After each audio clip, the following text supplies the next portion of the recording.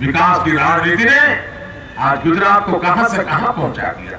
जो काम 60 साल में हिंदुस्तान की सरकार नहीं कर पाई, वो काम 6 साल में गुजरात ने करके दिखाया दोस्तों। एक ही मंत्र, विकास। और आज गुजरात उदाहरण है। विकास का मंत्र लेके चल पड़िए, समाज को सुख मिलेगा, शांति मिलेगी, गौरव के साथ समाज जुड़ेगा। मित्रों, मेरे पास कुछ नहीं है, मेरे गुजरात में कुछ नहीं है। आप तो कर्नाटक के लोग भाग्यवान हो, ईश्वर ने इतनी संपत्ति आपको दी है। मेरे पास कुछ नहीं है। मेरे गुजरात के पास कोई भी मिनरल्स नहीं है, कोयला तक मेरे पास नहीं है। ज्यादा से ज्यादा मेरे पास है तो नमक है। मेरी सबसे बड़ी पूंजी है नमक। और है तो क्या है, मेरे बगल में रेगिस्तान है, पूरा रण प्रदेश है, मिट्टी ही मिट्टी है। तो एक तो मेरे पास रेगिस्तान है, रण है, और दूसरा पाकिस्तान है। मित्र, मेरे पास कच्चा लोहा नहीं है, कोयला नहीं है, 12 मास बहने वाली नदी नहीं है। उसके बावजूद भी हिंदुस्तान में सबसे ज्यादा स्टील पैदा करने का काम मेरे गुजरात में होता है। कुछ नहीं, कोई कच्चा माल नहीं मेरे पास, फिर भी हो सकता है। तो हिंदुस्तान में क्या नहीं है मित्र, बहुत कुछ है। इरादा चाहिए, काम करने का इरादा चाहिए। अगर इरादा होगा नेक, तो स्थितियों को बदली जा सकती है। और गुजरात ने बदल के दिखाया है। येदियुरप्पा के नेतृत्व में कर्नाटक बदल रहा है। छत्तीसगढ़, मध्य प्रदेश तेज गति से आगे बढ़ रहे हैं। हम लोगों ने विकास की राजनीति का रास्ता चुना है। देश को भी वोट बैंक की राजनीति से मुक्त करा करके विकास की राजनीति पर ले जाने की आवश्यकता है। भाइयों बहनों, दिल्ली में सरकार हो, अच्छी सरकार हो, ये बहुत स्वाभाविक बात है। लेकिन अब इतने से चलने वाला नहीं है। दिल्ली में सरकार हो, अच्छी सरकार हो, अच्छे भले लोग हो, इतने से बात बनने वाली नहीं है। पिछले 50 साल में ऐसी परिस्थिति कभी पैदा नहीं हुई जैसी परिस्थिति आज पैदा हुई है। और आज की परिस्थिति में पहले कभी भी जो सरकारें बनी होगी, उससे सबसे ज्यादा ताकतवर सरकार की जरूरत दिल्ली में है। सबसे मजबूत नेता की आज दिल्ली में जरूरत है। सबसे निर्णायक सरकार की जरूरत है। इस समय अगर हमने मौका खो दिया तो देश बर्बाद हो जाएगा।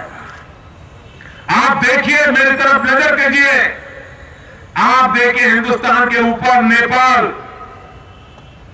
कल तक नेपाल हमारा मित्र राष्ट्र था, दुनिया का एकमात्र हिंदू राष्ट्र था, भारत के प्रति दोस्ताना नाता था। कोई भी नेपाली भाई मेरा गुरखा, हिंदुस्तान का हर आदमी उसका सम्मान करता था। अपना संपत्ति, परिवार गुरखा के भरोसे छोड़ के जा सकता था, इतना हमारा नाता था। लेकिन देखते ही देखते नेपाल आज हिंदुस्तान का मित्र देश नहीं रहा। माओवाद ने कब्जा कर लिया। नेपाल के अंदर नकली नोटें छापने के कारखाने लगे पड़े हैं। हिंदुस्तान की फेक करेंसी नेपाल में तैयार होती है, हिंदुस्तान में पहुंचाई जाती है। बांग्लादेश में तैयार होती है, हिंदुस्तान में पहुंचाई जाती है। पाकिस्तान में तैयार होती है, हिंदुस्तान में पहुंचाई जाती है। देश को आर्थिक रूप से तोड़ दिया जा रहा है। नेपाल कल तक का दोस्त आज संकट का कारण बना हुआ है। बांग्लादेश, हम ही ने उसे जन्म दिया, हमारे देश के जवानों ने खून दिया, बांग्लादेश के जन्म के लिए दिया। वो बांग्लादेश आज क्या बन गया? हुजी का अड्डा, आतंकवादियों का हाथ में खिलौना बन गया। अलकायदा की बड़े बड़े अड्डे बांग्लादेश में लगे हैं। आतंकवादियों का घुसने का रास्ता बांग्लादेश बन गया है। हिंदुस्तान तबाह हो रहा है। और इधर पाकिस्तान, कराची तक तालिबान आकर के बैठ गया है। पाकिस्तान तालिबानियों के कब्जे में चला जा रहा है। हिंदुस्तान के दरवाजे पर तालिबान दस्तक दे रहा है। किस प्रकार से 16-17 साल की बच्ची को जमीन पर सुला करके फटाके मारे जा रहे थे, चाबुक से पीटा जा रहा था, किस प्रकार से निर्दोष लोगों को तालिबान गोलियों से खून दे रहा है, देख रहे हैं आप। क्या होगा देश का? तालिबान यहां खड़ा है, माओवाद वहां खड़ा है, बांग्लादेशी घुसपैठिए गुजरे और पशुपतिनाथ से तिरुपति तक, पशुपति से लेकर के तिरुपति तक रेड कॉरिडोर बना हुआ है। नक्सलवाद ने कब्जा किया हुआ है। हिंदुस्तान के 40% जिले ऐसे हैं जहां नक्सलवाद बंदूक की नोक पर जो चाहे वो करवा। कोई मुझे बताए दोस्तों, अगर यही हाल रहा तो आप सलामत होंगे? आपका भविष्य सलामत होगा? आपकी बहन बेटी सलामत होगी? नहीं बच पाओगे भाइयों। मैं आपको डराने नहीं आया हूं, मैं चीजों को देख पा रहा हूं। और इसलिए मैं कहता हूं, अगर दिल्ली में दुर्बल सरकार रही, दिल्ली में अशक्त सरकार रही, दिल्ली में वोट बैंक की सरकार रही, तो ये पनपने वाला है और आप बच नहीं पाओगे। और इसलिए समय की मांग है, हिंदुस्तान ने पहले कभी न देखी हो ऐसी मजबूत सरकार की आज जरूरत है, ऐसी निर्णायक सरकार की जरूरत है।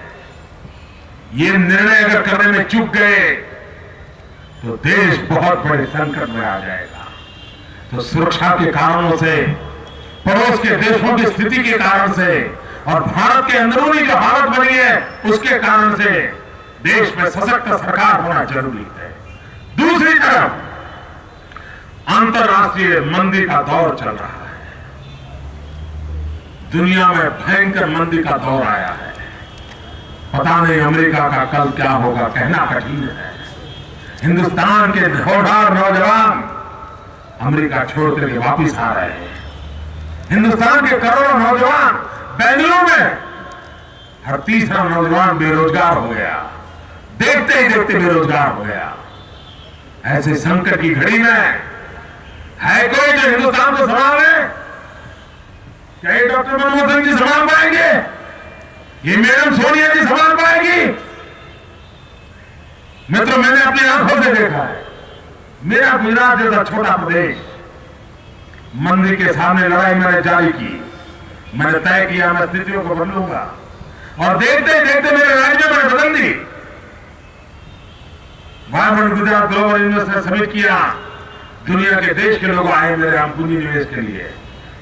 12 लाख करोड़ रुपए का पूंजी निवेश इन्वेस्टमेंट का एमओयू साइन किया लोगों ने। 25 लाख नौजवानों को रोजगार का गारंटी पाता।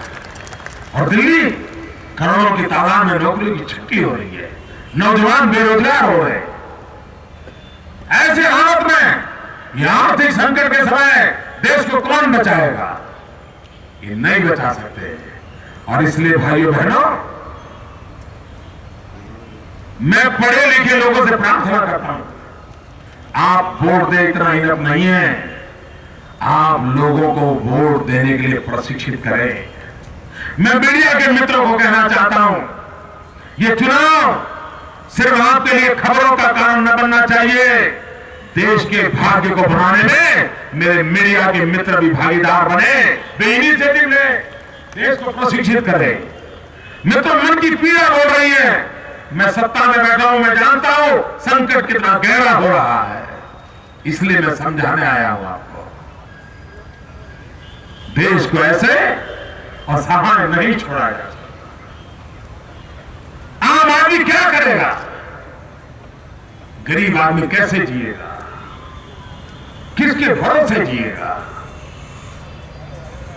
अमेरिका जैसा ओबामा जैसे ओबामा अभी अभी चुन करके आए हैं, लेकिन हिम्मत के साथ कुछ बोल नहीं पा रहे। आपने देखा होगा 3 महीने से ताकत के साथ खड़े नहीं हो पा रहे। संकट कितना भयंकर होगा इसका आप अंदाज लगा सकते। तो हम लोग तो कहां होंगे? बर्बादी के कगार पर आकर के देख खड़ा हो गया तो 25 साल तक खड़ा नहीं हो पाएगा। मरने से, टूटने से, फूटने से आओ इस देश को बचाने।